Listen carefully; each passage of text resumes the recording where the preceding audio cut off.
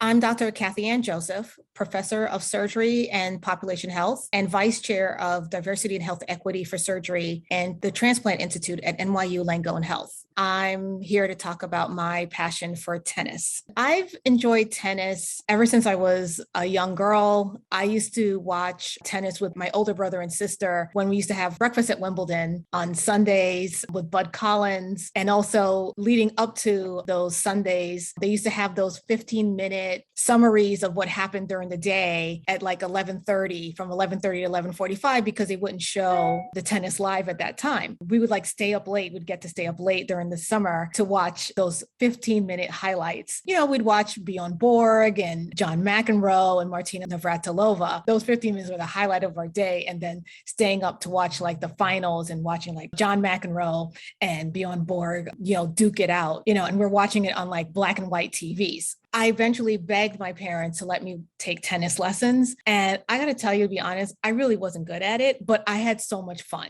And that's really what it's all about with sports, right? Just having fun. I don't play as much as I used to, but I still am an avid tennis fan. And I pass that on to my kids. I have two boys and they play a lot of sports, including tennis. What I really enjoy most is that I'm able to watch tennis with them as well. We watch it on TV, but we also are able to, living in New York, go to tennis matches, the US Open. When they were young, I would take them to the Arthur Ashe Kids Day, which was free. They got to meet some of the tennis players. I remember meeting Rafa Nadal before he was really Rafa Nadal and just wondering who this guy was and watching him just hit balls and saying to my husband, this guy is really good. And then realizing like this guy really was good. And so that's something that I can share with my kids.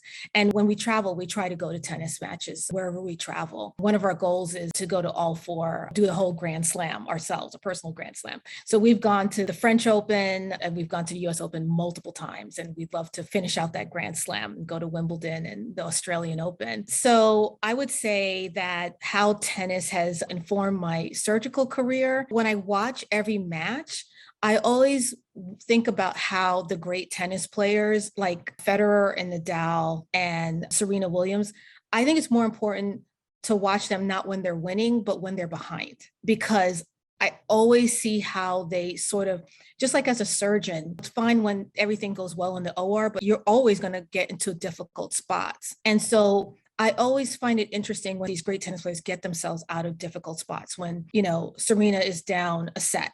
And she's also down in the second set.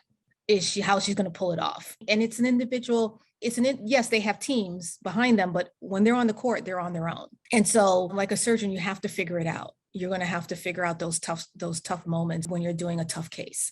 I was always intrigued by the language of tennis: love, break, service. They use sort of everyday language. And I think that just sort of appealed to me.